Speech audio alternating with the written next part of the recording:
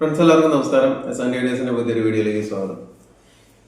നമ്മളൊരു 2.1 5.1 അല്ലെങ്കിൽ ഒരു മോണോ ആംപ്ലിഫയർ അല്ലെങ്കിൽ PA ആംപ്ലിഫയർ ഇതൊക്കെ ചെയ്യാൻ നേരത്തെ നമുക്ക് അത്യാവശ്യമായിട്ട് വേണ്ടി വെച്ച് കഴിഞ്ഞാൽ നമുക്കൊരു നല്ല ഒരു മോണോ ബോർഡാണ് ആവശ്യം. നമുക്കൊരു 300 അല്ലെങ്കിൽ ഒരു 300 മുതൽ 400 വാട്ട്സ് ഒക്കെ നമുക്ക് സ്റ്റേബിളായിട്ട് തരാൻ സാധിക്കുന്ന ഒരു മോണോ ആംപ്ലിഫയർ ആണ് നമുക്ക് ആവശ്യം. അത് ഇപ്പൊ നമ്മൾ ഈ PA ആംപ്ലിഫയർ ഒക്കെ ചെയ്യുന്ന സമയത്ത് നമുക്കറിയാം, നമ്മൾ ഏറ്റവും കൂടുതൽ അതായത് ഷോപ്പുകളിലൊക്കെയാണ് ഈ PA ആംപ്ലിഫയർ ആണെങ്കിൽ ശരി ഇതൊക്കെ ഉപയോഗിക്കുന്നത് അവിടെയാണ്. അപ്പോൾ അതെന്ന് വെച്ചാൽ ഒരു ദീർഘ സമയം നമ്മൾ ഈ ഒരു ആംപ്ലിഫയർ നമ്മൾ വർക്ക് ചെയ്യുന്നുണ്ട്. അപ്പോൾ അങ്ങനെയുള്ള സാഹചര്യങ്ങളിൽ അങ്ങനെയുള്ള ആംപ്ലിഫയറുകളൊക്കെ നിങ്ങൾക്ക് ഡിസൈൻ ചെയ്യണമെങ്കിൽ അല്ലെങ്കിൽ അതുപോലുള്ള സിസ്റ്റങ്ങളൊക്കെ നിങ്ങൾക്ക് ചെയ്യണമെങ്കിൽ അതിന് പറ്റിയ ഒരു മോണോ ആംപ്ലിഫയർ ബോർഡാണ് ഞാൻ നിങ്ങളെ ഇന്ന് പരിചയപ്പെടുത്തുന്നത്. അപ്പോൾ വീഡിയോയിലേക്ക് കടക്കുന്നതിന് മുമ്പായി നമ്മളുടെ ചാനൽ സബ്സ്ക്രൈബ് ചെയ്യാത്ത ആളുകളുണ്ടെങ്കിൽ ദയവായി ഒന്ന് സബ്സ്ക്രൈബ് ചെയ്യുക, ലൈക്ക് ചെയ്യുക, ഷെയർ ചെയ്യുക, ആ ബെല്ലൈക്കൺ ഒന്ന് എനേബിൾ ചെയ്യുക. നിങ്ങളുടെ അഭിപ്രായങ്ങളും നിർദ്ദേശങ്ങളും കമന്റിൽ രേഖപ്പെടുത്തുക. അപ്പോൾ നമുക്ക് നേരെ വീഡിയോയിലേക്ക് പോകാം.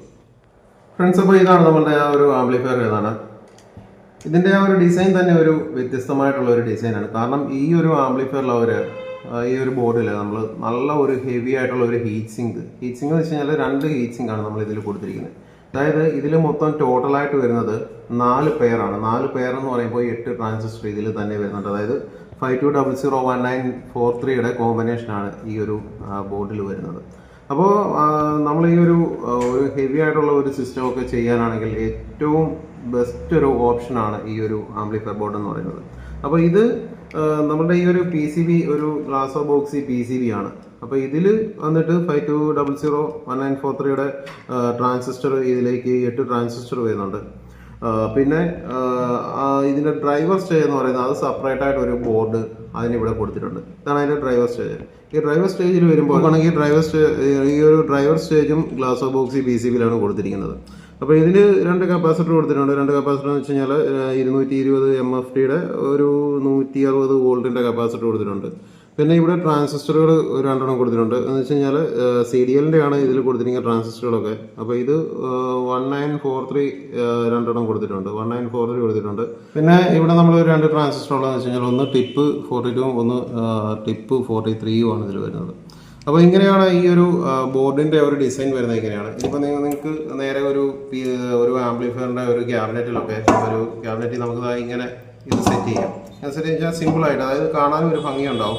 ഇങ്ങനെ നല്ല രീതിയിൽ ഇങ്ങനെ നിങ്ങൾ സെറ്റ് ചെയ്ത് വെച്ച് കഴിഞ്ഞ് കഴിഞ്ഞാൽ നമുക്ക് ഈ കാണുന്നത് ഇതിലേക്ക് വോൾട്ടേജിൻ്റെ ഞാൻ പറഞ്ഞില്ല, വോൾട്ടേജ് കൊടുക്കുന്നതെന്ന് പറഞ്ഞു കഴിഞ്ഞാൽ നമുക്ക് ഇതിനകത്ത് ഒരു 55 വോൾട്ട് വരെ നമുക്ക് കൊടുക്കാം. 55 വോൾട്ട് കറക്റ്റായിട്ട് കൊടുക്കേണ്ട. DC വരുമ്പോൾ നമുക്ക് ഒരു DC ആണ് ഈ പറഞ്ഞത് 55 വോൾട്ട്. അത് 55 വേണ്ട, ഒരു 40 വോൾട്ടൊക്കെ കൊടുത്താൽ മതി. നല്ല ഒരു പെർഫോമൻസ് കിട്ടും, 400 വാട്ട്സിൽ നിന്ന് കിട്ടും.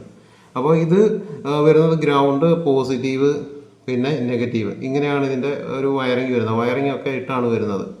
പിന്നെ ഇതിനകത്ത് ഇവിടെയായിട്ടാണ് ഇൻപുട്ട് കൊടുക്കുന്നത്. ഇൻപുട്ട് നമുക്ക് ഇവിടെയായിട്ട് കൊടുക്കാം. അതിനുശേഷം നമുക്ക് സ്പീക്കറിൻ്റെ അതായത് സ്പീക്കർ ഔട്ട് അത് നമുക്ക് ഇവിടെ നിന്നും എടുക്കാൻ പറ്റും. അതായത് ഇവിടെ നിന്നും സ്പീക്കറിൻ്റെ നെഗറ്റീവും ഇവിടെ നിന്ന് സ്പീക്കറിൻ്റെ പോസിറ്റീവും നമുക്ക് എടുക്കാൻ പറ്റും.